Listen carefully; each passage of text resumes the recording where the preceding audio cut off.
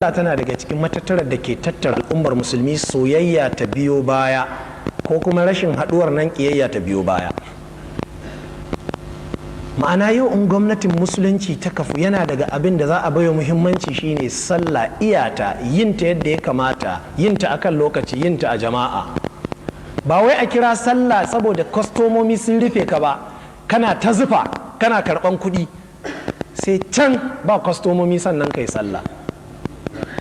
A'a, gwamnati za ta tirsasa ka dole ka rufe rumfar ka je kai sallah, ko kuma gwamnati ta rufe rumfar rufe wadda ba za a bude ba. Dole kuma ka iya sallar daidai. Sayyidina Abdullahi dan Umar yayi sallah kusa da wani, ko nan Bulugul Maram ku karanta cikin ta'aliki gashi nan Hamidul Fiqiyar. Sai kawai sai ga mutum yana sallah, ina aka saka da kashin kare. Shine irin wannan sallah da ake ta gargajiya. Gugub gugub gugub, Allahu akbar, Allahu akbara, ba haka ake yi ba? To ya ga yana irin wannan sallah, shi bai yi sallar shi kadai ba, shi kuma yana bin liman, amma kafin liman ya ruku'u yayi, kafin liman ya dago shi ya dago, kafin liman ya kaza yayi. Yana idar da sallah sai ya sa kafa ya haure shi. Wane mutum? Salaf kenan malam. Yan bid'a sai da duka wani lokacin. Salaf ba ni ne nace nayi ba, Ibnu Umar ne kuma yana cikin Bulugul Maram. Ya sa kafa ya haure shi, ya ce to sake sallarka, kai baka yi sallah kai kadai ba, da baka shigo jam'i ba, kai baka bi liman ba, da ka bar liman yayi sannan kai sake sallah.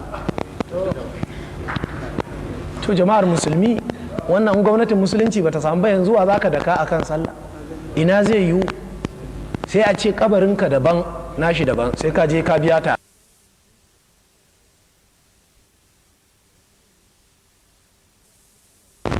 Jama'a mun gane, Imam Malik ya ruwaito cikin Muwatta, Sayyidina Umar ya rubuta takarda zuwa ga gwamnonin shi cewa kusan cewa sallah a wuri na ni Umar mai gidanku ta fi aikin gwamnati muhimmanci.